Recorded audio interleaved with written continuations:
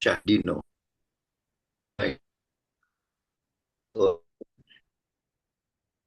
Dan mudah. Adapun judul makalahnya adalah peran subjektivitas sejarawan dalam penulisan sejarah.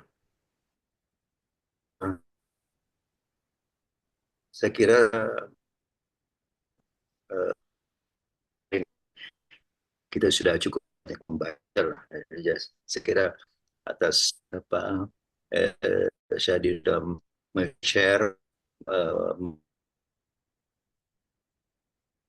makalah hari juga cukup.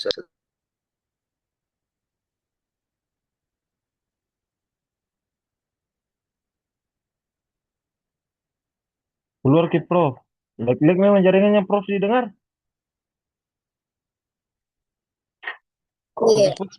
Oh, aku bilang saya yang begitu. kayaknya dia ada. Ya, ya, saya juga terpental tadi. Saya kira ya baik. Uh, Sebenarnya agak yang mempersiapkan sebagai moderator kita adalah saudara Abdul Muthalib ya. Tapi karena berhubung tidak ada, saya persilakan. Kita kembali ke di moderatornya karena menggantikan saudara uh, siapa lagi itu, Dadul Muthalib. Sampai sekarang ini kelihatannya Abdul Muthalib ini belum belum ada beritanya ya. Ya silakan Pak Farid Wajdi. Ya ini ipar saya ini Pak Farid Wajdi. Silakan. Makasih banyak, Prof. Bismillahirrahmanirrahim. Assalamualaikum warahmatullahi wabarakatuh. Waalaikumsalam. Ya. Eh, Rabbi israh li sadri wa yassir li amri wahlul 'uqdatam min lisani yafqahu qauli. Syukran, Prof, dan teman-teman sekalian atas kehadirannya di ruang Zoom untuk perkuliahan historiografi Islam pada siang hari ini. Dan kali ini yang mendapatkan giliran presentasi adalah Saudara Sahdino Sahdana. Pada beliau dipersilahkan untuk mengefisienkan waktu, dipersilahkan kepada Saudara Sahdino Sahdana. Silakan. Ya, terima kasih buat moderator. Ya, Alhamdulillah kali ini mendapat kesempatan untuk akan memaparkan makalah yang berjudul Peran Subjektivitas Sejarawan dalam Penulisan Sejarah. Di latar belakang, sejarah sebagai ilmu pengetahuan memiliki tujuan untuk memahami dan menjelaskan pengalaman manusia di masa lampau. Namun, dalam proses penulisan dan penelitian sejarah, tidak dapat dihindari bahwa unsur subjektivitas turut berperan di dalamnya. Sejarawan tidak hanya berfungsi sebagai pengumpul fakta atau perekam peristiwa, tetapi juga sebagai penafsir dan pengonstruksi makna terhadap data sejarah yang diperoleh. Oleh karena itu, pemahaman terhadap peran subjektivitas menjadi hal yang penting agar hasil penelitian sejarah tidak hanya faktual, tetapi juga reflektif dan bermakna secara intelektual maupun kemanusiaan. Dalam paradigma klasik ataupun positivistik, sejarah seringkali dipandang sebagai upaya untuk menemukan kebenaran objektif mengenai masa lalu. Sejarawan dianggap sebagai pengamat yang netral dan berjarak. Dari subjek yang diteliti, pendekatan ini menekankan bahwa sejarah harus didasarkan pada bukti-bukti empiris yang dapat diverifikasi, tanpa dipengaruhi oleh pandangan pribadi. Nilai atau ideologi penulisnya akan tetapi, sejak pertengahan abad ke-20, pandangan tersebut mulai digugat oleh sejumlah pemikir dan sejarawan seperti Eckhart Erget Collingwood dan Hayden White yang menilai bahwa sejarah tidak pernah sepenuhnya objektif karena sejarawan selalu berperan aktif dalam memilih, menafsirkan, dan menyusun narasi fakta-fakta sejarah. Menurut Carr, 1961, dalam karyanya What is Story, sejarah merupakan hasil dialog di antara masa lalu dan masa kini, antara fakta dan penafsirannya. Fakta sejarah tidak dapat berbicara sendiri tanpa campur tangan sejarawan yang diberi makna. Dengan demikian, apa yang disebut sebagai sejarah sesungguhnya adalah hasil dari konstruksi intelektual sejarawan berdasarkan bukti yang tersedia. Hal ini menunjukkan bahwa setiap setiap tahap penelitian sejarah, mulai dari pemilihan topik, pengumpulan data, hingga penulisan sejarah terdapat unsur subjektivitas yang tak terletakkan. Sementara Hayden White melihat sejarah sebagai bentuk konstruksi naratif yang serupa dengan karya sastra. Menurutnya, sejarawan tidak hanya menyusun fakta, tetapi juga mengolahnya menjadi cerita dengan struktur, gaya bahasa, dan makna tertentu. Pilihan metamorfora, alur, dan nada dalam penulisan sejarah merupakan cerminan dari subjektivitas penulisnya. Oleh karena itu, sejarah bukan hanya apa yang terjadi di masa lalu, tetapi juga bagaimana masa lalu itu diceritakan. Dulu.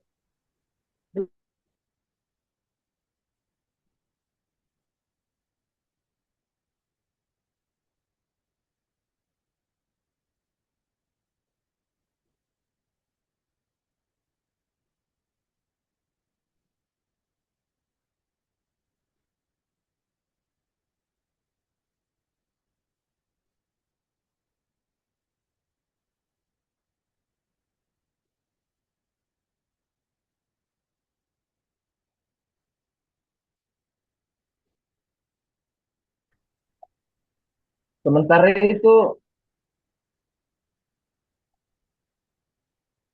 oleh karena itu, penelitian mengenai prasubjektivitas sejarawan dalam penelitian sejarah menjadi sangat penting. Topik ini hanya membahas persoalan teknis penulisan sejarah, tetapi juga menyentuh aspek filosofis dan epistemologis dari ilmu sejarah itu sendiri. Dengan memahami sejauh mana subjektivitas berperan dalam proses penelitian, mahasiswa dan penelitian sejarah dapat mengembangkan sikap kritis dan refleksif. Lanjut di pembahasan.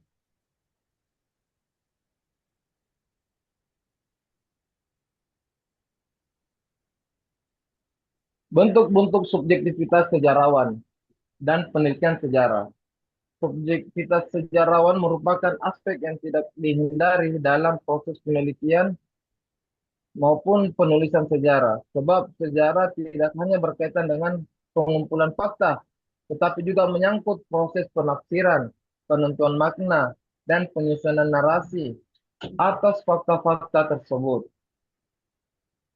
Dan dengan demikian, sejarawan bukan hanya sekedar pencatat masa lalu, melainkan juga pengkaji yang secara aktif membangun pemahaman atas realitas sejarah berdasarkan sudut pandangnya sendiri. Subjektivitas ini dapat muncul dalam berbagai bentuk yang mempengaruhi bagaimana peristiwa masa lalu direpresentasikan dalam karya sejarah. Secara umum,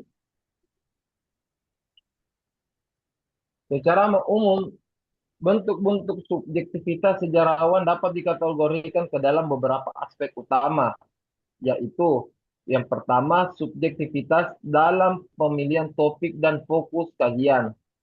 Yang kedua, subjektivitas dalam pemilihan dan penggunaan sumber sejarah. Ketiga, subjektivitas dalam interpretasi dan analisis. Keempat, subjektivitas dalam penulisan naratif sejarah.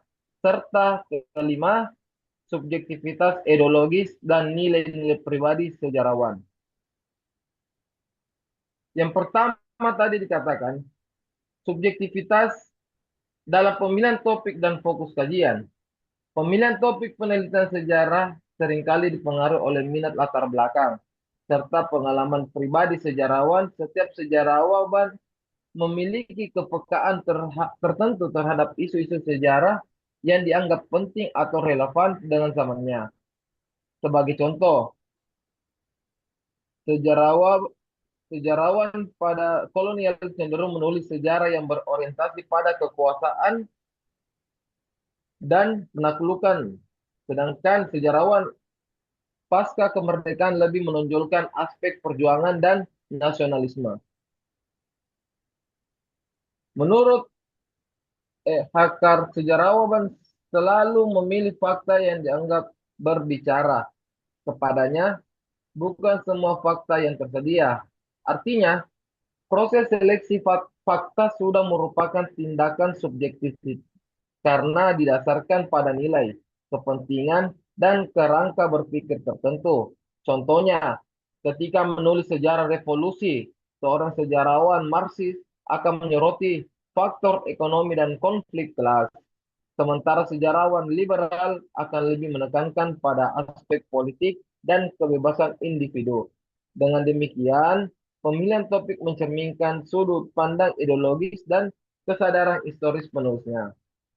Dan kedua, subjektivitas dalam pemilihan dan penggunaan sumber sejarah. Tahap kedua menunjukkan subjektivitas adalah pemilihan dan interpretasi terhadap sumber sejarah. Menurut Mark Bloch, sumber sejarah merupakan suara masa lalu yang hanya dapat dimaknai melalui pertanyaan-pertanyaan yang diajukan oleh sejarawan. Artinya, sumber tidak memiliki makna tetap.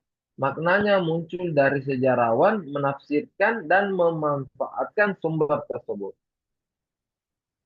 Subjektivitas muncul ketika sejarawan menentukan sumber mana yang dianggap relevan, kredibel, dan representatif. Keputusan ini tidak hanya dipengaruhi oleh ketersediaan data, tetapi juga oleh pandangan dunia, worldview, dan tujuan penelitian sejarawan. Misalnya, dua sejarawan yang meneliti peristiwa yang sama dapat menghasilkan kesimpulan berbeda karena menggunakan jenis sumber yang berbeda.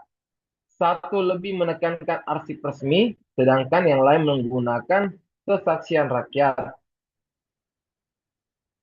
Ketiga, subjektivitas dalam interpretasi dan analisis fakta. Sejarah mengumpulkan sumber. Sejarawan harus menafsirkan fakta untuk membangun narasi yang bermakna. Pada tahap inilah subjektivitas paling menonjol. Menurut Kate Jenkins, interpretasi adalah proses yang tak terpisahkan dari konstruksi sejarah karena setiap fakta baru bermakna hanya jika ditempatkan dalam kerangka pemikiran tertentu. Fakta sejarah tidak berbicara dengan sendirinya. Maknanya ditentukan oleh pertanyaan yang diajukan oleh teori yang digunakan untuk menjawabnya. Oleh karena itu, dua sejarawan yang meneliti sumber sama biasa menghasilkan tafsir yang berbeda karena memiliki paradigma atau latar belakang teoritis yang berbeda. Hayden White menambahkan bahwa interpretasi sejarah selalu melibatkan pilihan naratif dan moral yang merefleksikan pandangan subjektif penulis. Contohnya, dapat dilihat dalam perdebatan mengenai kolonialisme, sejarawan kolonial Belanda di abad ke-19, dia itu menggambarkan penjajahan sebagai misi peradaban.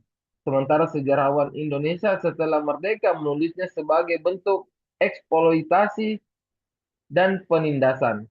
Kedua interpretasi itu lahir dari kerangka nilai dan pengalaman sosial yang berbeda, bukan semata dari data yang berbeda. Dan keempat, subjektivitas dalam penulisan naratif sejarah. Penulisan sejarah tidak hanya berisi rangkaian fakta, tetapi juga merupakan produk literer yang memiliki struktur naratif, gaya bahasa, dan sudut pandang tertentu. Hayden White berpendapat bahwa setiap karya sejarah mengandung unsur plotment atau cara penyusunan cerita, apakah bersifat tragis, komedi, romantik, atau ironis. Pilihan bentuk naratif ini menggambarkan cara sejarawan memahami makna peristiwa masa lalu. Demi demikian, bahasa gaya penulisan menjadi wahana subjektivitas sejarawan tidak hanya melaporkan tetapi juga menceritakan masa lalu. Pemilihan kata, metafora, bahkan struktur bab dalam buku sejarah bisa membentuk persepsi pembaca tentang tokoh dan peristiwa sejarah. Sebagai contoh, penulisan tentang tokoh seperti Soekarno dapat digambarkan heroik atau kontroversial, tergantung dari posisi ideologis penulis. Dan kelima, subjektivitas ideologis dan nilai-nilai pribadi. Selain dalam aspek teknis, subjektivitas juga muncul dari nilai ideologi dan orientasi moral sejarawan. Menurut Eric Hobsbawm, sejarawan tidak hidup dalam ruang hampa. Ia dipengaruhi oleh kondisi sosial, politik, budaya zamannya. Oleh karena itu, kesadaran ideologis posisi sejarawan seringkali menentukan cara pandang terhadap masa lalu. Misalnya, pada masa Perang Dingin, sejarah di dunia Barat dan Timur seringkali ditulis mendukung ideologi masing-masing. Sejarawan liberal menonjolkan kebebasan individu, sementara sejarawan sosial menekankan perjuangan kelas. Dengan demikian, ideologis bukan hanya mempengaruhi isi sejarah, tetapi juga menentukan apa yang dianggap penting untuk ditulis dan bagaimana hal itu diceritakan. B. Faktor-faktor mempengaruhi munculnya subjektivitas sejarawan dalam penelitian sejarah. Subjektivitas dalam penelitian sejarah bukanlah hasil dari kesalahan metodologis semata, melainkan konsekuensi alamiah dari keterlibatan manusia dalam memahami masa lalu. Sejarawan sebagai individu memiliki latar belakang sosial, budaya, dan intelektual terhadap yang mempengaruhi cara berpikir dan menafsirkan fakta dan cara menulis sejarah. Oleh karena itu, memahami faktor-faktor memengaruhi munculnya subjektivitas menjadi hal agar sejarawan mampu mengendalikan bias dan menjaga integritas ilmiahnya. Latar belakang sosial dan budaya sejarawan. Setiap sejarawan lahir, tumbuh, dan bekerja dalam konteks sosial budaya tertentu. Nilai-nilai, norma, serta sistem kepercayaan yang berkembang di masyarakat tempat ia hidup akan secara tidak langsung memengaruhi cara berpikir dan kepekaannya terhadap isu-isu sejarah. Sebagai contoh, sejarawan Eropa abad ke-19 banyak menulis sejarah yang berpusat pada peradaban Barat karena dipengaruhi oleh semangat kolonialisme dan etnosentrisme zamannya. Menurut John Toss, kesadaran sejarah seseorang selalu dipengaruhi oleh the spirit of the act atau semangat zaman. Artinya, sejarawan tidak bisa sepenuhnya melepaskan diri dari konteks sosial, karena dari sanalah ia memperoleh cara pandang terhadap masa lalu. Latar belakang sosial juga menentukan tema apa yang dianggap penting dan bagaimana ia menilai tokoh-tokoh sejarah. Dan kedua, pengalaman pribadi dan ideologi sejarawan. Selain faktor sosial, pengalaman hidup dan orientasi ideologis sejarawan turut membentuk subjektivitas dalam karya sejarahnya. Ideologis dalam berupa sistem nilai politik, agama, atau filsafat yang dianut oleh sejarawan. Misalnya, seorang sejarawan dengan pandangan nasionalisme akan menulis sejarah kemerdekaan dengan menonjolkan semangat perjuangan bangsa, sedangkan sejarawan yang berpandang kritis mungkin lebih fokus pada dinamika sosial dan konflik internal. Kondisi politik dan kekuasaan. Faktor politik merupakan salah satu unsur eksternal yang paling kuat dalam membentuk subjektivitas sejarawan. Dalam banyak kasus, penulisan sejarah yang sering dipengaruhi oleh tekanan dan kepentingan puasa, sejarah bisa dijadikan alat legitimasi politik untuk memperkuat kekuasaan dan membentuk citra nasional tertentu. Keterbatasan sumber sejarah. Sumber sejarah merupakan bahan utama bagi sejarawan untuk menulis masa lalu. Namun, sumber-sumber tersebut seringkali tidak lengkap, bersifat sepihak, atau telah melalui proses seleksi yang bisa sejak awal. Kondisi ini menimbulkan ruang bagi subjektivitas dalam proses rekonstruksi. Dan kelima, perkembangan paradigma dan teori sejarah. Faktor terakhir yang memengaruhi subjektivitas adalah perkembangan paradigma dan teori dalam ilmu sejarah itu sendiri.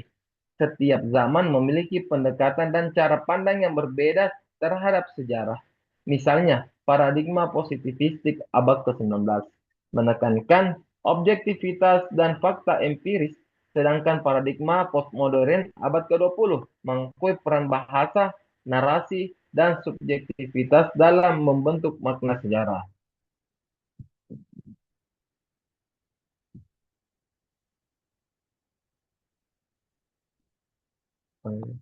Dampak subjektivitas terhadap penulisan sejarah. Subjektivitas sejarah merupakan faktor yang tidak dihindari dalam proses penulisan sejarah, dan keberadaannya membawa dampak yang kompleks terhadap kualitas, arah, serta fungsi sejarah itu sendiri. Dampak tersebut dapat bersifat positif maupun negatif, tergantung pada sejauh mana subjektivitas mampu dikelola secara metodologis dan reflektif oleh sejarawan. Secara positif, subjektivitas dapat memperkaya interpretasi sejarah. Setiap sejarawan membawa perspektif unik yang dapat membuka cara pandang baru terhadap peristiwa masa lalu. Melalui kerangka nilai, pengalaman, dan ideologinya, sejarawan dapat menggali makna-makna yang sebelumnya terabaikan, seperti sejarah perempuan, rakyat kecil, atau kelompok marginal yang sering diabaikan oleh historiografi tradisional. Dengan demikian, subjektivitas dapat berfungsi sebagai sumber kreativitas intelektual yang memperluas cakrawala pemahaman sejarah. Namun di sisi lain, subjektivitas juga memiliki dampak negatif yang signifikan apabila tidak dikendalikan dengan baik. Subjektivitas yang berlebihan dapat mengarah pada bias ideologis, distorsi fakta, atau manipulasi sejarah demi kepentingan tertentu. Eric Oswald menegaskan bahwa ketika sejarah digunakan untuk melegitimasi kekuasaan atau ideologi, maka kebenaran ilmiah akan terancam. Dalam konteks ini, subjektivitas berubah menjadi instrumen politik yang berpotensi menyesatkan kesadaran sejarah masyarakat. Selain itu, subjektivitas dapat mengaruhi pemilihan dan penafsiran sumber yang berdampak pada bentuk narasi sejarah yang dihasilkan.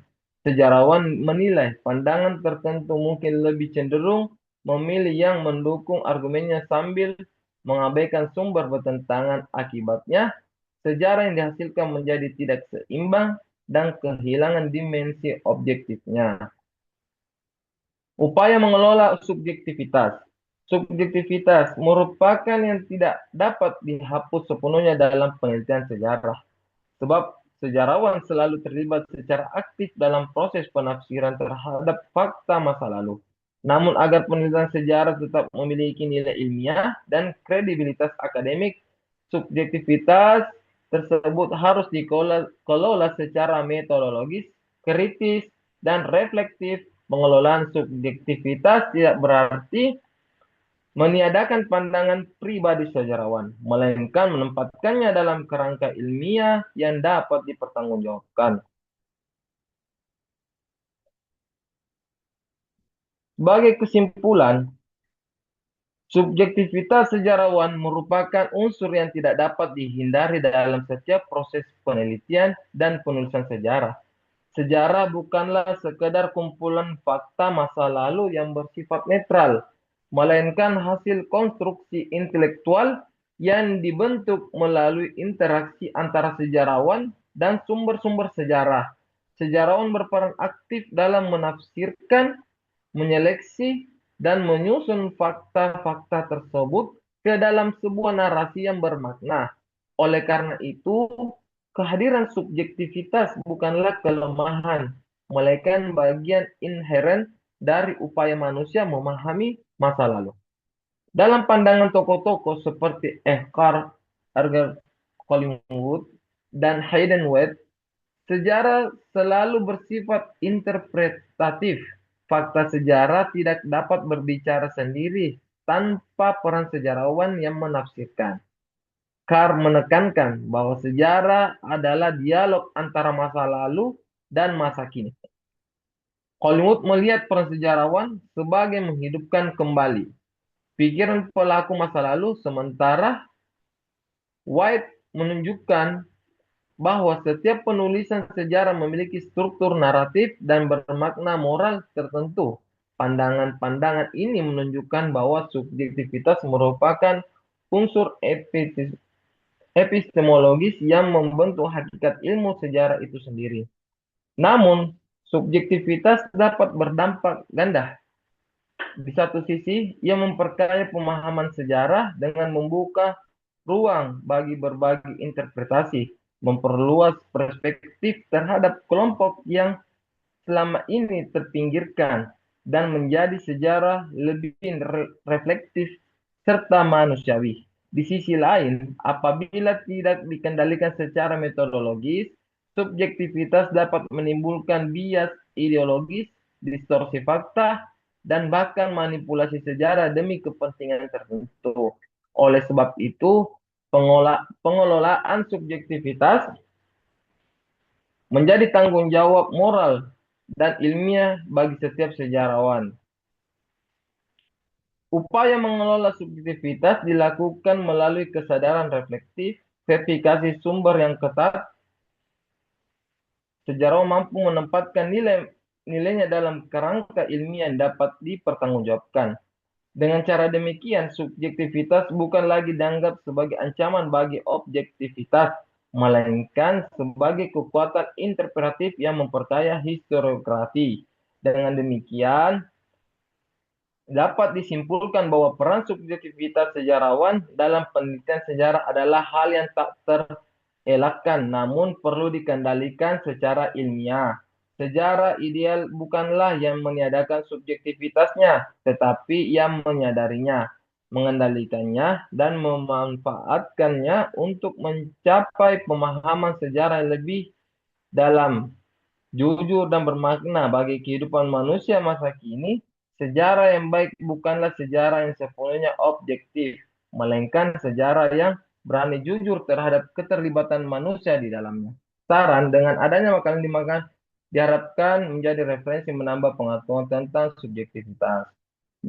Dan lanjut daftar pusaka itulah dari referensinya. Demikianlah itu tadi yang saya bisa paparkan, kurang lebihnya mohon dimaafkan kalau tidak salah. Saya kembalikan ke moderator.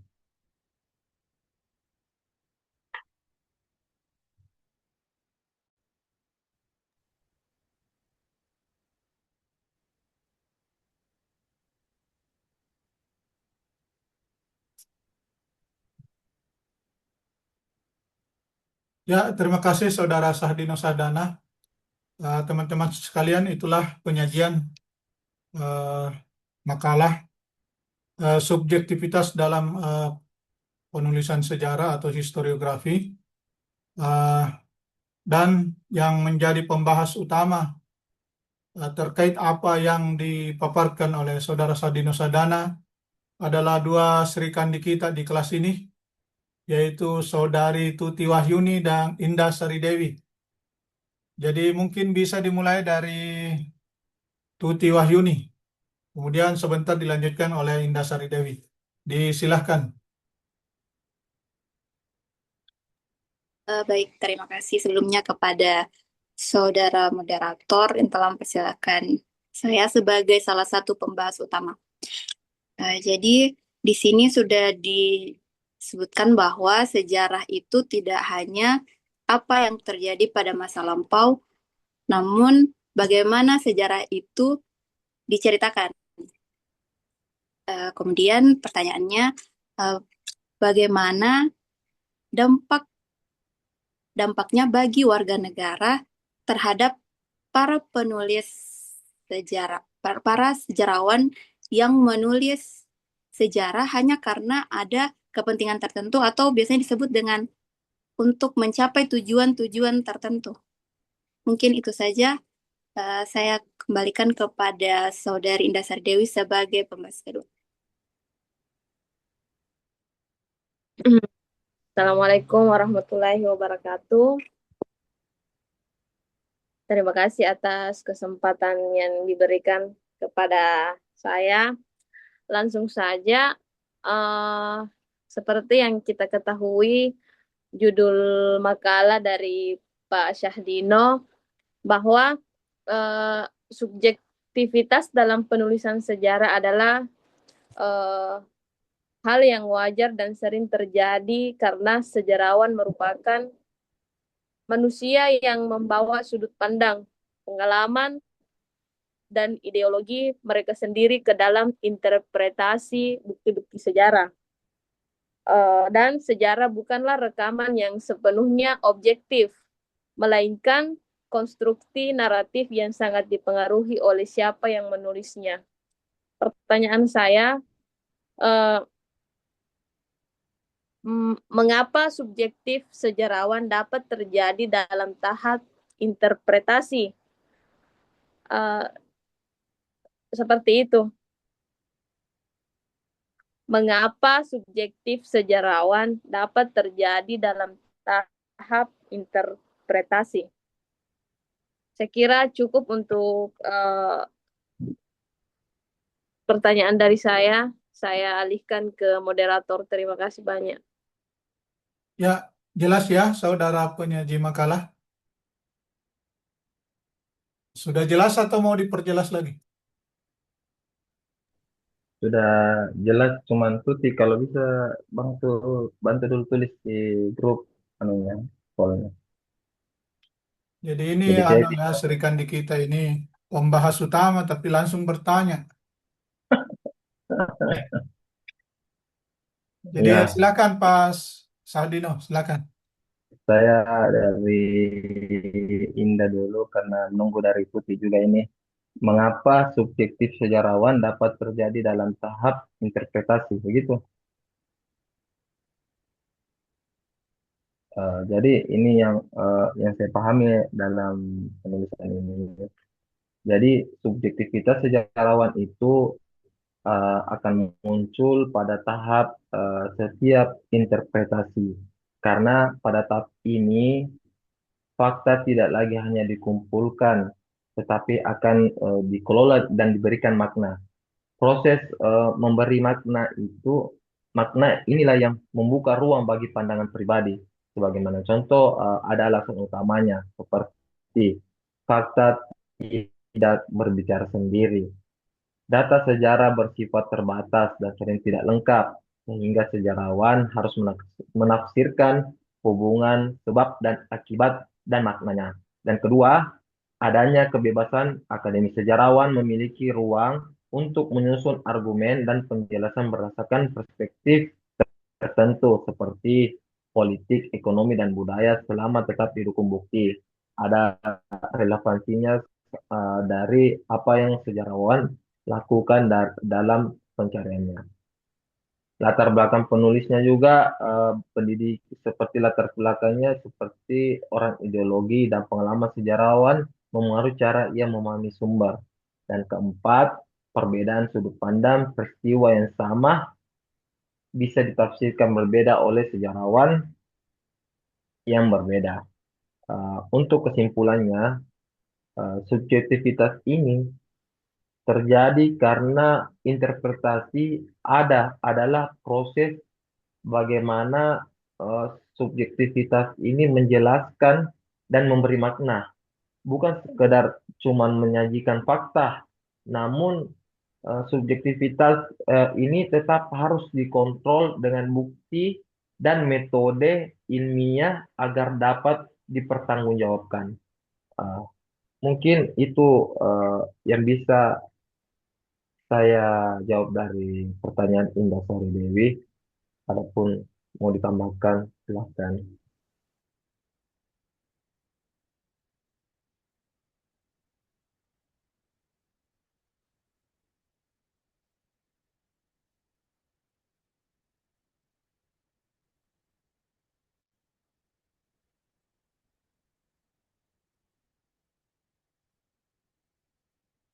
Bagaimana Bu Indah?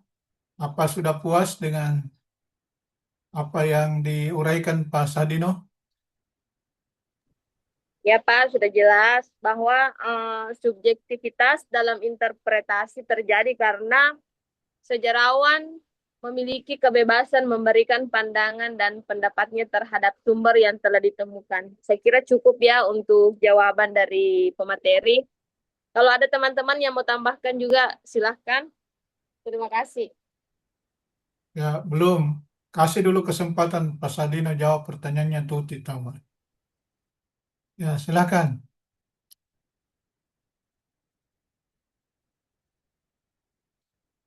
Pak Sadino, tanggapannya terhadap apa yang tadi diungkapkan oleh Tuti.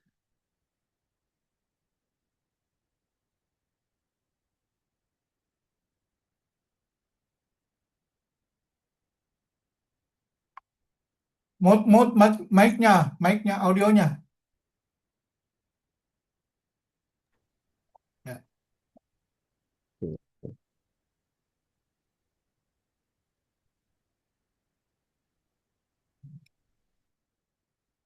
Tunggu dulu, like jaringan itu.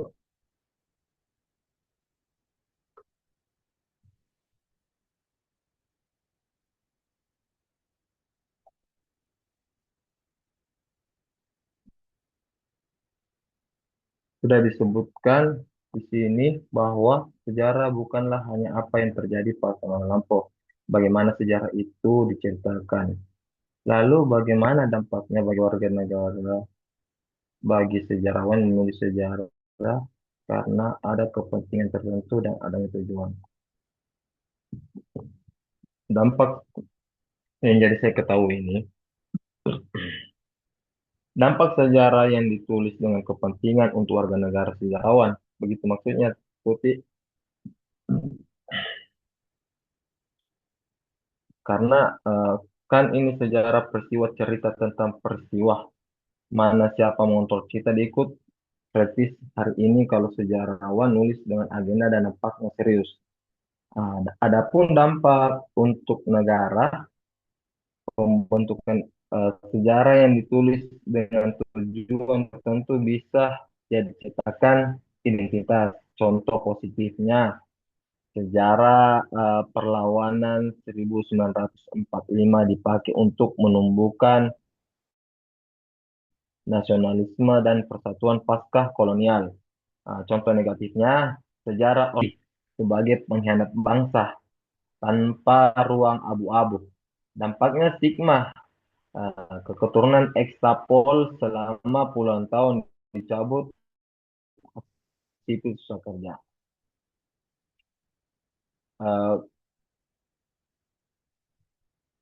Apa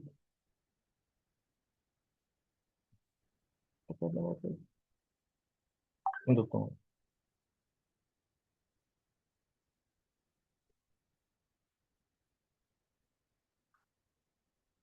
jadi saya simpulkan saja karena saya kurang bisa melihat dari ini.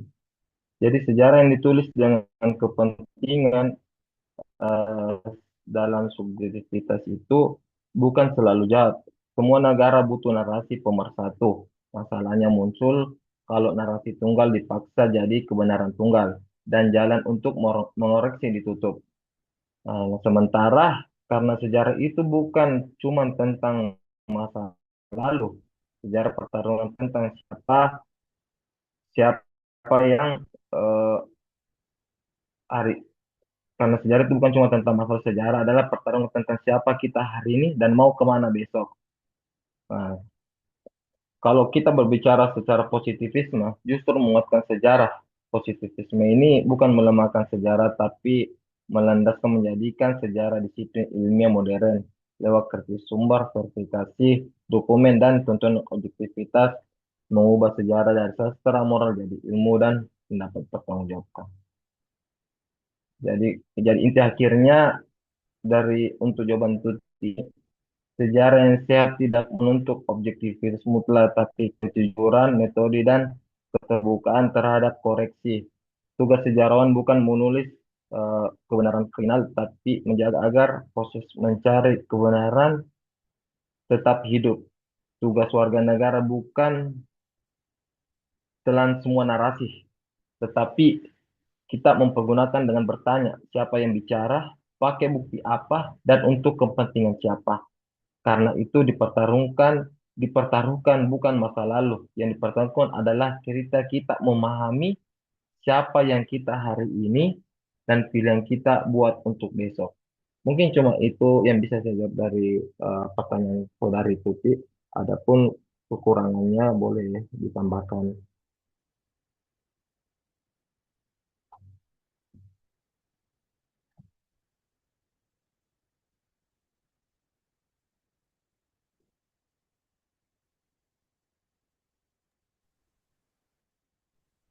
Ya, oke, saya kembalikan kembali ke Tuti. Ah, apakah masih ada yang mau ditambahkan sebelum kita pindah ke sesi kedua untuk yang non pembahas utama? Silakan Bu Tuti. Baik, terima kasih jawaban yang telah diberikan oleh saudara pemateri. Jadi, adapun eh, tanggapan yang saya berikan tadi bahwa sejarawan yang menulis dengan adanya kepentingan tertentu atau tujuan-tujuan yang ingin dicapai, maksudnya di sini karena dia mengubah skrip cerita dari sesuatu yang tidak ada, dia adakan. Ada misalnya sebuah tokoh yang punya andil besar dalam suatu negara, namun dia tidak masukkan karena dia tidak punya kepentingan terhadap tokoh tersebut. Nah, dia masukkan tokoh yang hanya, misalnya dia punya juga andil, tapi andilnya cuma sedikit, tidak sebanding dengan tokoh yang tidak dimasukkan. Nah, ini yang saya maksudkan tadi, karena adanya kepentingan. Lalu, setiap tulisan-tulisan yang telah tulisan-tulisan sejarawan ini yang telah dibaca oleh warga negara, apa yang kemudian menjadi dampaknya terhadap warga negara tersebut. Mungkin seperti itu. Jadi intinya dia mengubah skrip seperti itu.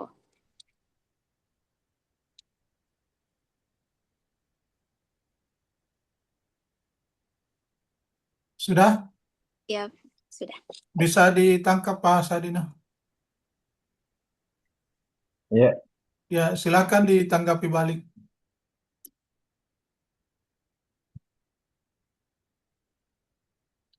apanya nih mau ditanyakan dampaknya? Dampak musik. Yang seperti saya bilang tadi itu kan yang saya pahami itu ada macam-macam faktor kalau ada dampak seperti bias dan distorsi sejarah. Itu kan hal negatif. Fakta bisa dipilih atau disederhanakan sesuai kepentingan sehingga tidak lagi objektif. Dan kedua, legitimasi kekuasaan. Sejarah dipakai untuk membenarkan kekuasaan atau kebijakan. Contohnya ini analoginya seperti ini. Di Indonesia pada masa Orde Baru yang saya katakan tadi, narasi sejarah diarahkan untuk mendukung stabilitas pemerintah. Nah, dan ketiga, hilangnya suara-suara kelompok tertentu, kelompok kecil atau pihak yang kalah sering diabaikan dalam narasi resmi. Dan keempat, interpretasi yang lebih kritis jika dilakukan secara ilmiah. Dan kelima, perkembangan historiografi positif. Sejarah menjadi lebih dinamis, terbuka terhadap kritik dan lebih kayak ini. Kesimpulannya, bagaimana itu kalau mengubah skrip sejarah bisa berbahaya jika didorong kepentingan, tetapi juga penting jika bertujuan ilmiah. Kuncinya ada pada pengguna bukti dan metode yang dapat dipertanggungjawabkan. Uh, Sepertinya itulah perspektif saya dalam pertanyaannya tuh saudari Tuti Wahyuni ini. Dan mungkin saya kembalikan ke moderator. Jadi ya saya kira bisa dipahami ya Tuti ya. Baik, terima kasih untuk saudara pemateri. Saya rasa sudah cukup. Terima kasih. Ya, izin Prof, saya pindah ke sesi kedua bagi teman-teman yang eh, tidak masuk pembahas utama. Saya sendiri, Pak Arjun dan Abdul Muthalib. Dari Pak Abdul Muthalib atau Pak Arjun ada yang ingin ditanyakan? Ada Pak. Mungkin saya dulu ya. Ya, silakan Pak Abdul Muthalib. Sebelumnya saya mohon maaf karena tidak bisa membuka kamera karena hari ini saya kurang fit. Eh, Terima kasih atas kesempatannya oleh saudara moderator. Eh, Mungkin ada beberapa pertanyaan saya mengenai ilmu dasar dari makalah dari saudara Sahdin ini.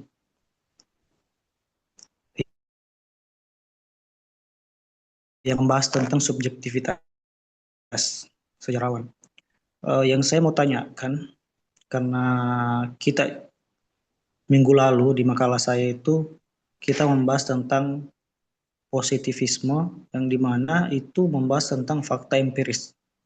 Dari mana sejarah itu diambil dari fakta empiris. Intinya kayak dia menulis apa adanya seperti itu.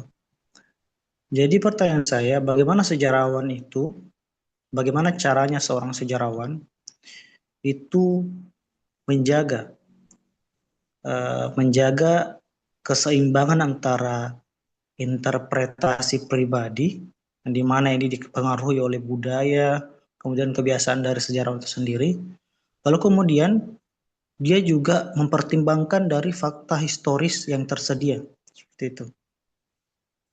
Nah, dan bagaimana kedua hal tersebut itu bisa menghasilkan historiografi atau penulisan sejarah yang berkualitas dan dapat dipertanggungjawabkan.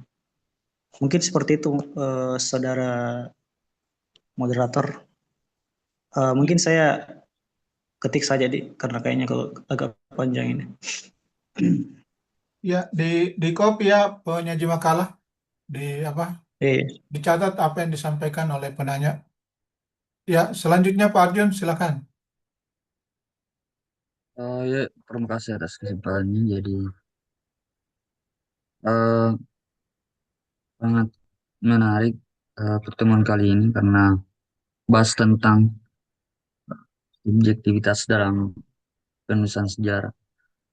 Eh, Namun sebelumnya perlu disampaikan bahwa pertanyaan saya mungkin agak-agak mirip dengan saudara Abdul Muthalib. Cuman mungkin saya lebih akan bertanya ke sudut pandang yang lebih umum. Karena tadi saudara Abdul Muthalib bertanya secara khusus. Nah, dalam subjektivitas penulisan sejarah, di dalam makalah juga tadi sudah dipaparkan oleh saudara Sahdino bahwa terdapat penjelasan tentang bagaimana faktor situasi lingkungan memengaruhi kritis atau nalar berpikir para sejarawan atau penulis yang kemudian mengakibatkan lahirnya gaya penulisan yang lebih mayoritas pada minat masing-masing penulis itu. Pertanyaannya, bagaimana pandangan pemateri terkait sistem penulisan tersebut? Karena menurut saya itu dapat mengakibatkan para penulis sejarah tidak netral terhadap beberapa fakta yang mungkin bagi mayoritas kalangan penulis lainnya itu penting. Jadi saya hanya meminta pandangan pemateri secara umum. Terima kasih. Saya kembalikan kepada moderator.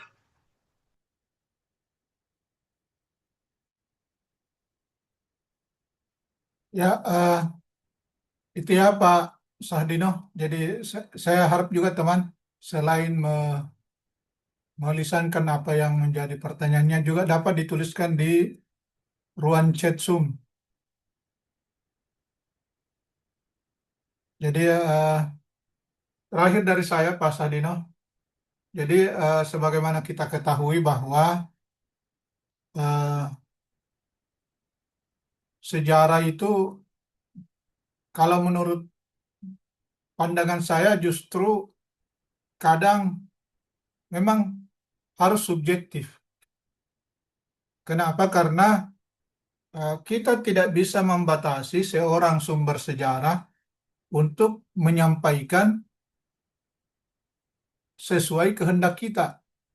Karena sumber-sumber sejarah itu adalah pengalaman pribadinya melihat peristiwa sejarah. Jadi bagi kita hanya dituntut untuk memperbanyak narasumber.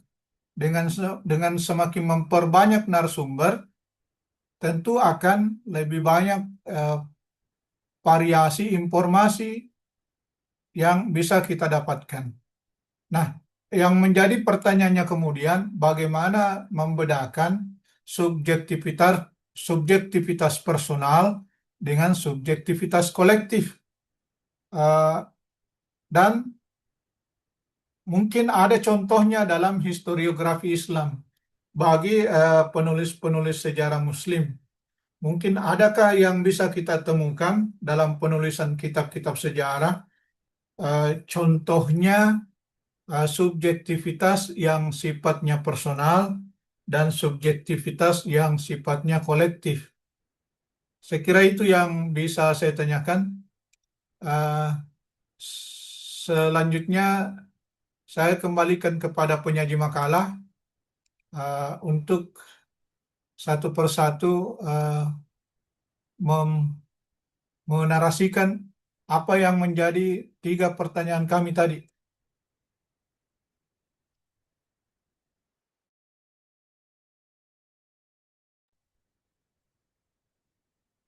Silahkan Pak Sadino. Tadi yang bagaimana cara sejarawan menjaga keseimbangan interpretasi pribadi dan fakta historis yang tersedia. Itu dari Saudara Abdul Muthalib. Iya. Oh iya. Jadi yang saya ketahui dalam tentang subjektivitas itu, sejarawan memang ini akan menjaga keseimbangan antar interpretasi pribadi dan fakta historis dengan menempatkan interpretasi selalu di bawah kontrol bukti. Jadi caranya seperti mengumpulkan seperti kritik sumber. Kritik sumber ini bisa dipergunakan seperti memastikan fakta yang digunakan valid dan terpercaya. Dan kemudian berbasis bukti. Setiap penafsiran harus didukung data dan bukan opini bebas. Itu multisumber dan perspektif, membandingkan berbagai sumber agar tidak bias, dan transparansi metode, menjelaskan pendekatan digunakan sehingga bisa diuji. Jadi sejarawan menjaga keseimbangan antar interpretasi pribadi dan fakta historis dengan menempatkan fakta sebagai dasar utama. Sementara interpretasi berfungsi untuk memberi makna dalam praktiknya. Sejarawan terlebih dahulu melakukan kritik sumber untuk memastikan apakah bahwa data yang digunakan ini benar-benar valid dan dapat dipercaya. Setelah itu, setelah melakukan hal itu, maka barulah ia menafsirkan fakta tersebut, menginterpretasikan.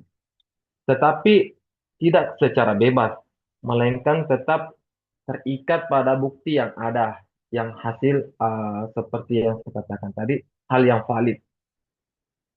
Selain itu juga, sejarawan juga menggunakan berbagai sumber dan perspektif agar tidak terjebak pada satu sudut pandang saja, yang saya katakan tadi makalah saya, dengan membandingkan sumber yang berbeda. Ia dapat mengurangi bias pribadi dan menghasilkan penjelasan yang lebih seimbang. Transparansi metode juga menjadi penting karena dengan menjelaskan pendekatan yang digunakan, pembaca dapat menilai sejauh mana interpretasi tersebut dapat dipertanggungjawabkan. Sebagai contoh, dalam perang salib, fakta menunjukkan adanya konflik keagamaan, tetapi sejarah tidak berhenti di situ. Mereka juga menafsirkan adanya faktor politik ekonomi, dan kekuasaan berdasarkan berbagai sumber yang tersedia. Dengan demikian, interpretasi tidak dihilangkan, tetapi dikendalikan oleh fakta. Disinilah keseimbangan itu tercapai, sehingga penulisan sejarah menjadi tidak hanya informatif, tetapi juga kritis dan ilmiah.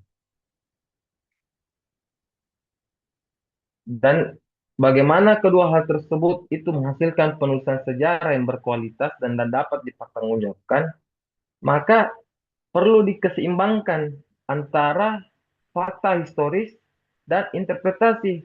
Justru menjadi kunci lahirnya penulisan sejarah yang berkualitas. Fakta memberikan dasar kebenaran yang bisa diverifikasi, sedangkan interpretasi memberi makna, menjelaskan hubungan sebab akibat, serta menjawab pertanyaan mengapa dan bagaimana suatu peristiwa terjadi. Tanpa fakta, sejarah akan menjadi opini. Tanpa interpretasi, sejarah hanya menjadi kumpulan data yang kering.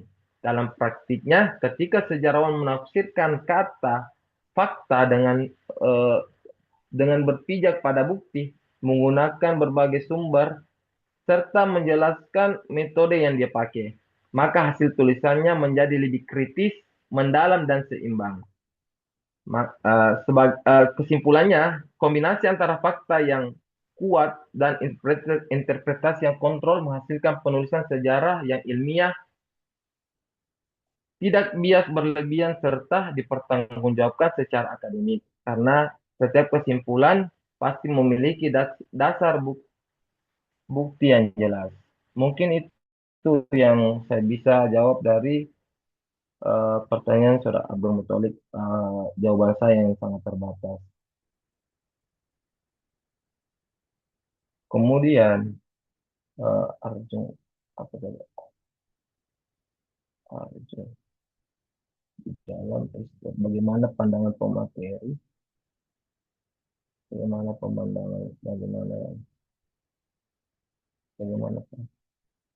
yang mana pertanyaan Arjun tadi itu?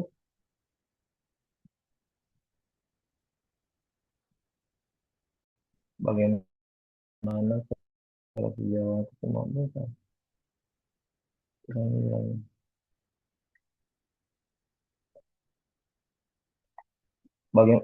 Bagaimana tadi Arjun moderator, bagaimana pandangan pemateri terkait sistem penulisan tersebut karena itu dapat mengakibatkan para penulis sejarah tidak netral.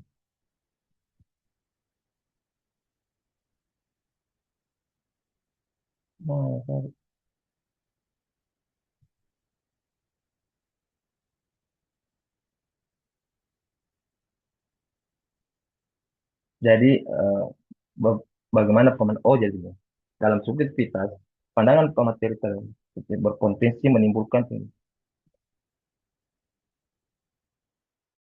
penulisan sejarah memang sulit benar-benar netral karena sejarawan pasti melakukan seleksi fakta dan memberikan interpretasi. Disinilah kemungkinan munculnya bias terhadap beberapa fakta. Namun, ketidaknetralan tersebut bukan berarti sejarah menjadi tidak ilmiah. Yang menjadi persoalan adalah bagaimana ketika penulisan sejarah dipengaruhi kepentingan sehingga mengabaikan, menyembunyikan, atau memanipulasi fakta. Karena itu, pemateri menekankan bahwa subjektivitas harus dikontrol melalui metode ilmiah, seperti kritik sumber, penggunaan berbagai perspektif, dan keterbukaan dalam menjelaskan pendekatan yang digunakan. Sebagai contoh, dalam penulisan sejarah di Indonesia pada masa Orde Baru yang saya bacakan tadi, narasi sejarah cenderung tidak netral karena dipengaruhi kepentingan politik. Hal ini kemudian dikritisi dan diperbaiki oleh sejarawan setelah dengan pendekatan yang lebih terbuka dan beragam. Kesimpulannya, sistem penulisan yang berpotensi tidak netral tetap bisa diterima dalam kajian sejarah selama sejarawan jujur, berbasis bukti, dan terbuka terhadap kritik, sehingga hasilnya itu dapat dipertanggungjawabkan secara ilmiah.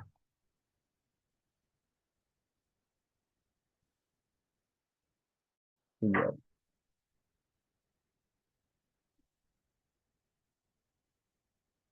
Jadi apa tadi pertanyaan dari Saudara Muhammad Farid aja di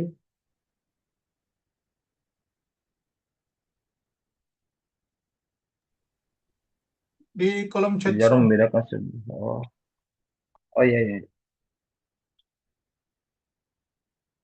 Maaf ini teman karena jaringan lag ini.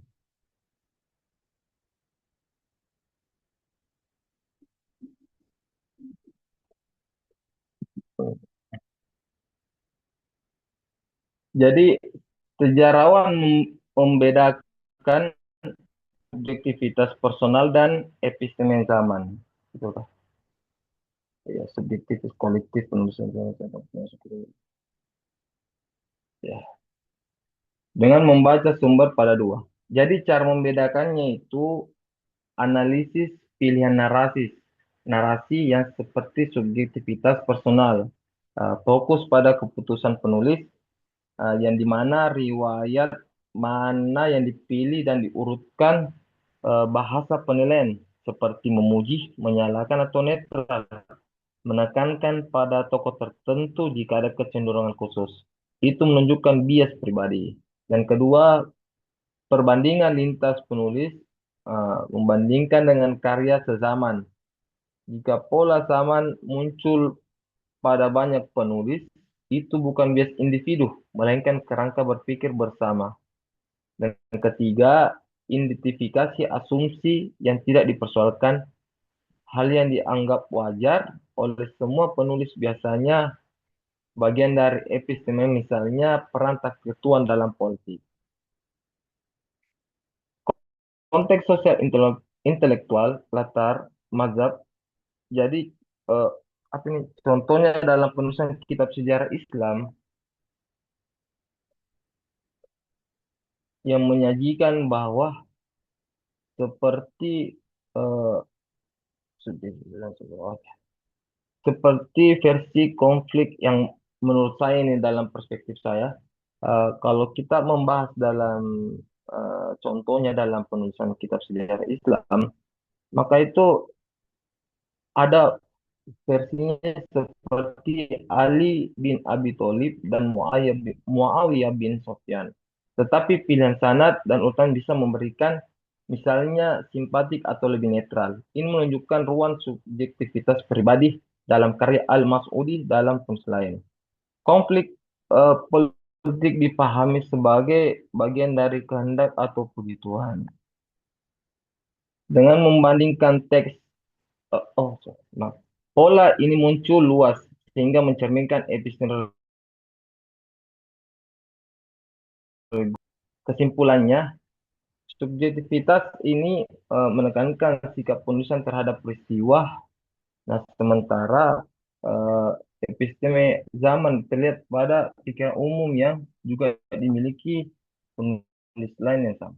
Dengan membandingkan teks, penulis, dan konteks, sejarawan dapat menunjukkan bahwa keterbatasan objektivitas dalam kronik klasik berasal dari dua hal, yaitu biar individu dan batas berkesamaan.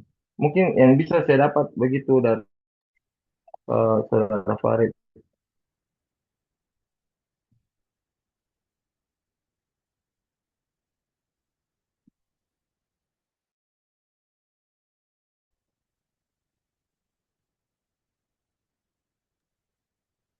Ya, oke. Terima kasih banyak atas tanggapannya.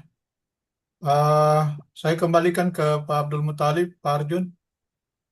Ada tanggapan balik? Eh, Kalau menurut saya jawaban dari Saudara Syahdi sudah cukup jelas tadi, karena memang dia membahas beliau mengatakan bahwa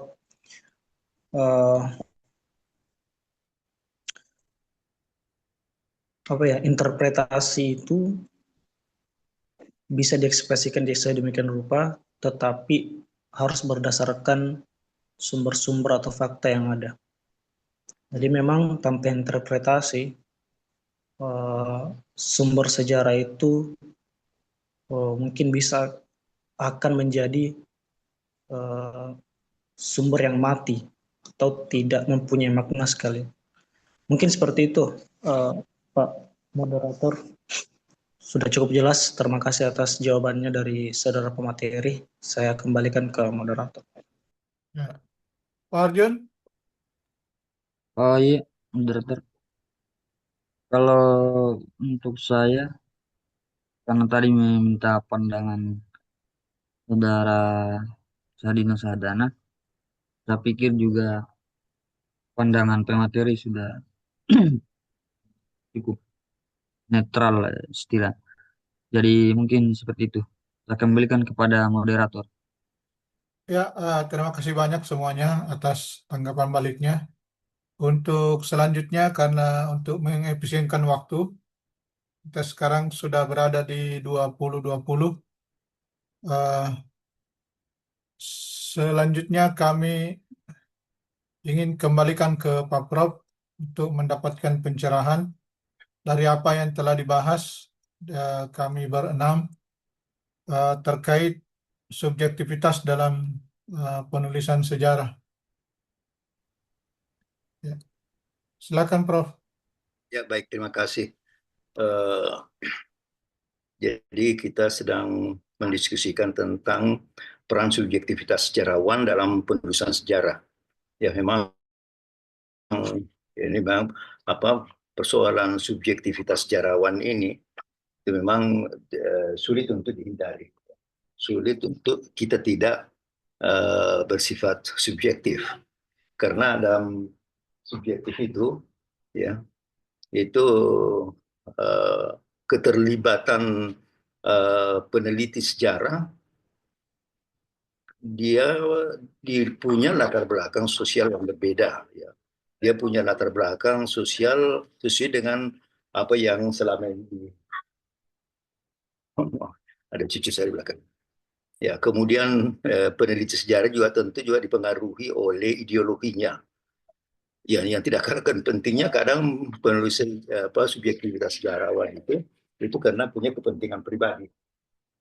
Ya, itu bisa saja. Ya.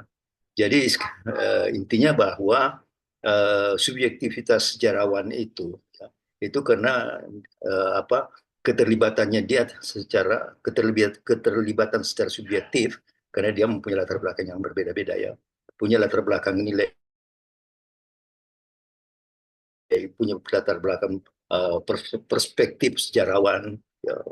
Ya, jadi itu ya, apalagi kalau punya latar belakang ideologi ya, itu ideologi itu kan sangat dalam sekali tuh ya, itu pastilah mempengaruhi sejarawan dalam penulisannya itu.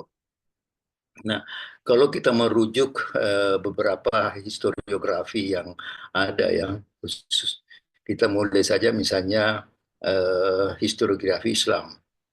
Ya, dalam historiografi Islam klasik itu ya, di mana subjektivitas beberapa bentuk-bentuk subjektivitas yang melibatkan penulis sejarah itu karena punya latar belakang subjektif. Misalnya mazhabnya apa ya, pandangan politik ideologinya bagaimana. Nah, tentu sejarawan yang punya berafiliasi pada mazhab tertentu atau punya berafiliasi kepada ideologi tertentu, ya, tentu dia tidak bisa lepas dari unsur subjektivitas yang mempengaruhi dia. Ya, misalnya saja, ya ini kan lagi kencang-kencangnya di antara Sunni Syiah ini ya.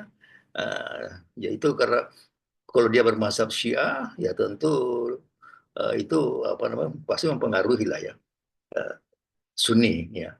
Walaupun sebenarnya pergelutan antara Syiah Sunni itu kan kalau menurut saya itu adalah produk sejarah masa lampau ya. Nah, produk masa lampau yang selalu digembor-gemborkan itu adalah perbedaannya ya. Padahal kalau kita mengkaji lebih jauh tentang si Asyum nih ya, eh, sudah tidak ada lagi toh kalau ada sedikit sekalian Syiah yang apa ya, apa istilah itu, Syiah yang ekstrim itu ya. Syiah juga sudah ada yang moderat juga, bahkan sama dengan Sunni. Sunni juga ada yang ekstrim juga ya. Jadi latar belakangnya seperti itulah ya. Eh, Apalagi kalau misalnya, nah ini masih Islam klasik ya. Apalagi kalau misalnya dipengaruhi oleh kekuasaan ya. Dia dia Bani Umayyah kah dia atau Bani Abbasiyah kah dia? Eh, Ya itu pasti itu berpengaruh itu. Jadi itu afiliasi mazhab dan politik yang bisa saja. Sama juga dalam penulisan hadis ya. Kita menekan apa penekanannya kan terhadap sanad ya. Tetapi pemilihan perawi ya tetap mengandung apa namanya bias juga ya. Coba lihat misalnya hadis-hadis yang diriwayatkan Ahlul Bait ya. Itu hadis-hadis yang perawinya dari yang bukan Ahlul Bait ya pasti selalu menonjolkan anunya sendiri ya. Jadi jadi itulah apa namanya, sekali lagi yang saya adukan di sini bahwa memang unsur subjektivitas itu agak sulit apa ditinggalkan ya. Ya, ya. Nah, memang ada beberapa seperti yang dijelaskan tadi oleh Pak Sadino ya. Ada memang beberapa bentuk-bentuk subjektivitas itu ya yang muncul dalam subjektivitas sejarawan itu. Misalnya tadi ya dikatakan bahwa menyeleksi fakta mana yang dianggap penting ya. Itu kan pasti subjektivitas lagi tuh. Ya, oh ada sekian macam fakta-fakta yang terjadi, fakta-fakta sejarah ini. Lalu kemudian ya, pilihannya kemana? Ya itu subjektivitas lagi. Ya, jadi itu tidak bisa dihindari sekali lagi. Sekali itu memang tidak bisa dihindari. Nah, tentang penafsiran ya, bagaimana peristiwa itu ditafsirkan oleh sejarawan. Ya, ketika dia menafsirkan sejarah tidak bisa lepas lagi dari ideologinya, apalagi tadi ideologinya, apa perspektifnya, ya latar belakangnya, ya itu bisa seperti itu juga ya. Jadi memang apa penafsiran itu ya. Walaupun nanti sebentar ya kita lihat lagi kita penafsiran itu sebaiknya ke arahnya kemana ya. Ya, demikian juga mau ketika dia menarasikan itu fakta-fakta sejarah. Ya, fakta-fakta sejarah yang dinarasikan itu ya, ya tadi Pak Sadino tuh mengatakan bahwa oh ini peristiwanya sangat heroik, ya. Oh ini peristiwanya sangat tragis. Oh ini sangat apa reformatif, ya. Jadi narasi-narasi seperti itu kan dibangun oleh unsur subjektivitas. Tidak bisa ya, ansih apa yang dia lihat lalu kemudian narasikan secara lek-lek sederhana itu. Ya. Ya. Nah, kalau begitu, maka coba mari kita lihat ya dari berbagai perspektif teoritis ya. Memang minggu lalu kalau tidak salah ya kita berbicara tentang positivisme itu. Memang kalau sekarang kan sebenarnya sejarawan ini untuk sekarang ini ya, untuk era sekarang ini itu lebih banyak ke positivisme memang. Ya, karena apa? Positivisme ini kan kalau kita melihat akar filosofinya itu kan dari Auguste Comte ya atau Auguste Comte ya. Maaf ya kalau saya membacanya Auguste Comte itu orang Prancis menyebutnya begitu, Auguste Comte. Tapi kalau orang Inggris menyebutnya Auguste Comte ya. Jadi sama saja. Jadi nah itulah itu masalah subjektivitas lagi ya. Kalau misalnya saya pernah ke Perancis ya terus saya mengatakan oh ya Auguste Comte ya. Nah, gitu. Jadi positivisme ini kalau kita melihat akar filosofinya dia itu nanti dia kan mulai dari mitologi, teologi lalu kemudian terakhir adalah positivistik. Di mana kalau tingkat positivistik itu adalah Yang menentukan adalah sains, ilmu pengetahuan. Jadi ilmu pengetahuan yang menjustifikasi apa yang terjadi. Jadi bukan lagi mitos, ya bukan lagi apa lagi namanya, bukan lagi pengaruh-pengaruh ideologi agama dan sebagainya, bukan itu lagi. Tetapi apa kata sains, ya nah, itulah. Jadi pandangan positifis itu menganggap bahwa sejarah itu harus objektif dan berbasis fakta, harus empirik. Ya, saya kira kemarin siapa yang menyampaikan apa makalah itu, saya Abdul Muthalib kalau nggak salah ya.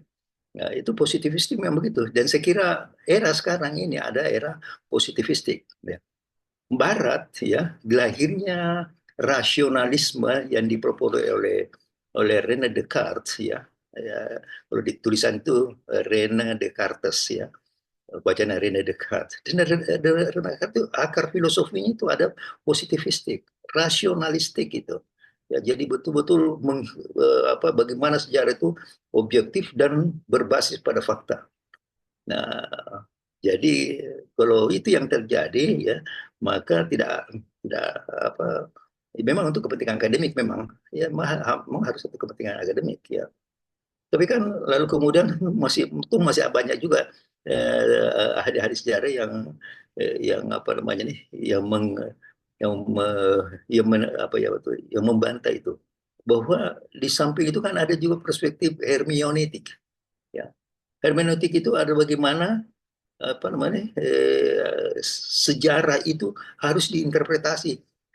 Sejarah itu adalah faktual ya, hidup, sesuatu hal yang hidup.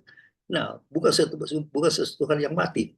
Jadi kalau faktual ya harus diinterpretasi ya dan menggunakan pendekatan hermeneutik. Nah, jadi di sinilah ya. Jadi subjektivitas tidak bisa dihindari. Ya, ini kata apa yang sering dari pandang hermeneutiknya. Jadi tidak bisa dihindari, tetapi harus disadari ya. Ya, tidak bisa dihindari, ya tetapi harus disadari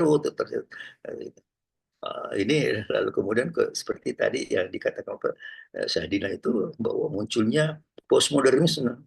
Postmodernisme itu menolak klaim objektivitas absolut. Ini tidak ada objektivitas absolut. Ya, jadi narasi-narasi sejarah itu adalah konstruktif. Jadi konstruksi naratif. Ya, jadi memang harus dinarasikan.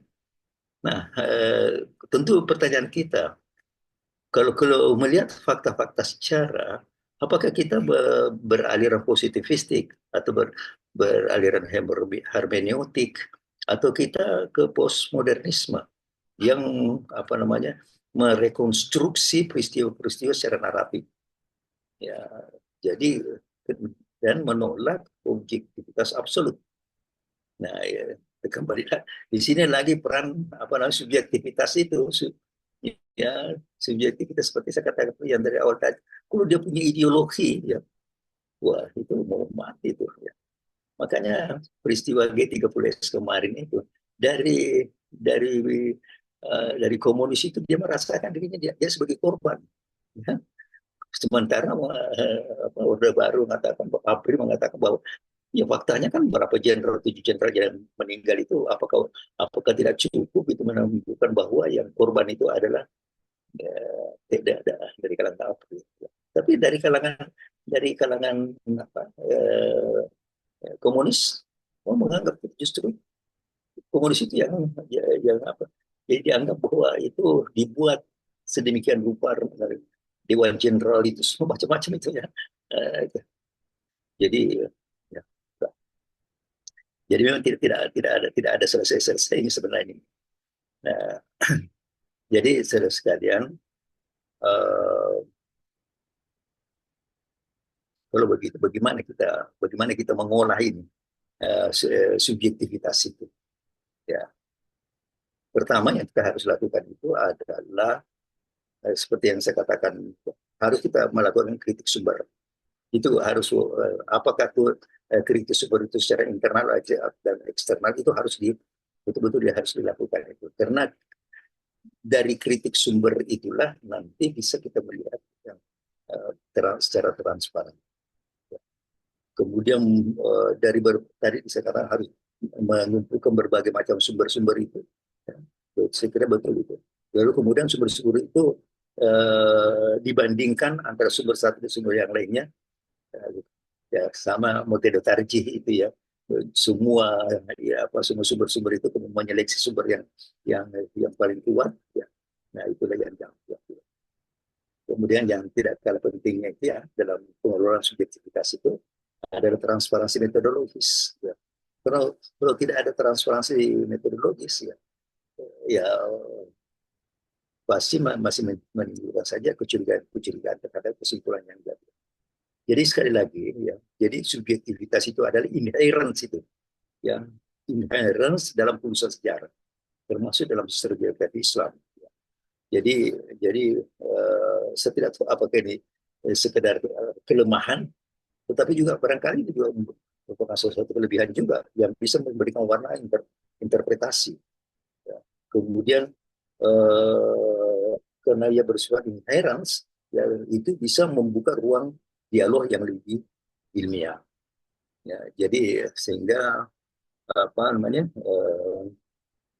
ya bukan bukan sebenarnya menghapuskan subjektivitas itu ya, tidak bukan, tetapi bagaimana mengelola subjektivitas itu secara kritis dan secara metodologis. Nah, sekiranya kalau itu tidak lakukan, kita mungkin ya oke, subjektivitas ya oke, tetapi harus disadari, ya, harus disadari. Karena kesadaran reflektif sejarawan itu penting sekali itu, ya.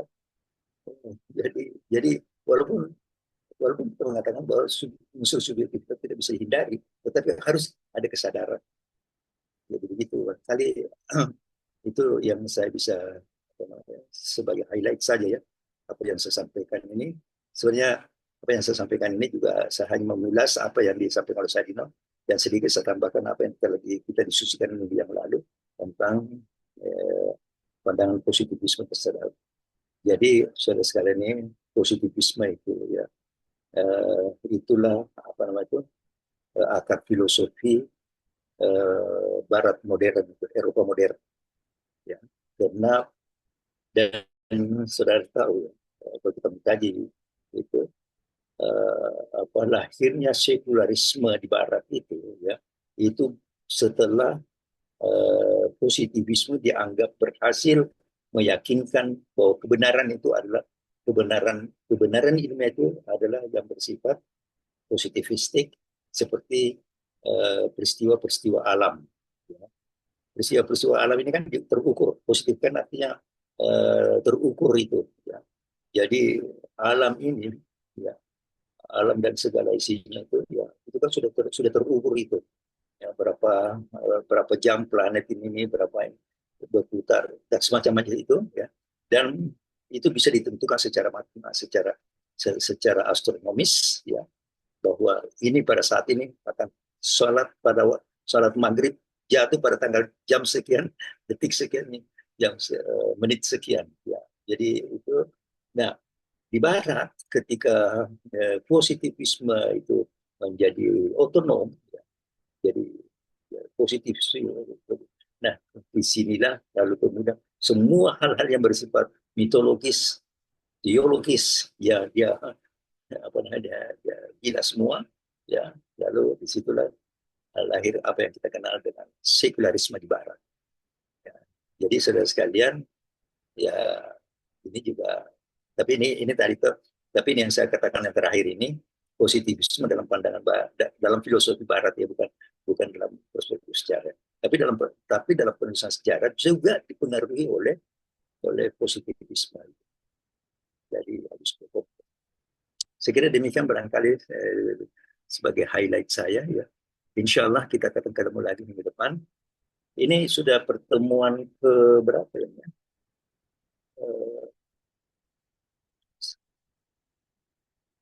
Baru pertemuan keempat.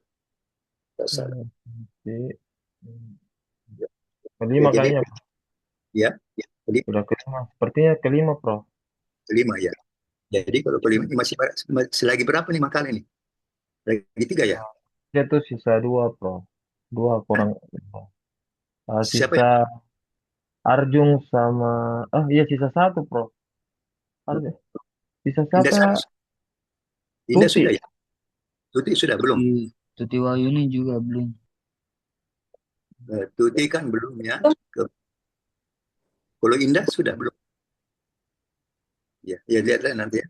Jadi mudah-mudahan ini tidak tertunda ya, supaya pas waktunya selesai dan insya Allah akan masuk musim berikutnya. Kalau salah Ibu Dewi ya. Iya, Prof. Ya, baik. Saya kembalikan kepada moderator. Assalamualaikum warahmatullahi wabarakatuh. Waalaikumsalam. Silakan moderator untuk diskusi kita.